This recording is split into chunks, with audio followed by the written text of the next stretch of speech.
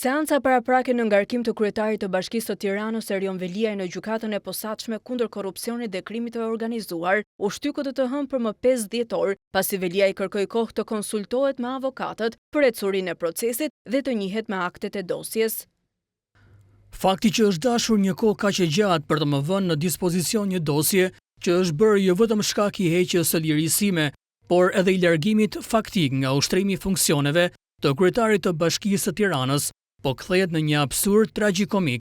Ndryshe nga sa ka ndodhur më herët, kryebashkiaku Veliaj mori pjesë vetë në seancën paraprake të kësaj të hënën në GKKO, duke pretenduar se e drejta e tij për mbrojtje efektive është kelur brutalisht dhe në mënyrë të vazhdueshme.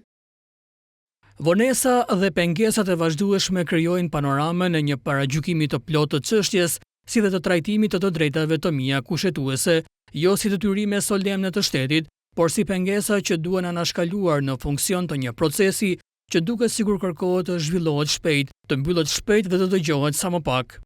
Në fjalën e tij Veliaj kërkoi që të lirohet nga qelitë e paraburgimit duke e cilësuar mbajtjen në kafaz si trajtim degradues, poshtërues dhe në kundërshtim të drejtë për drejtë me nenin 3 dhe nenin 6 të KED1. Ky pozicionim fizik i pazakon për një vend që aspiron standarde europiane transmeton automatikisht një imazh kriminalizues, krijon idenë se jam një person i rrezikshëm dhe ushqen, qoftë edhe pa vetëdijshëm, para gjykime të brendshme brenda vetë trupës gjykuese.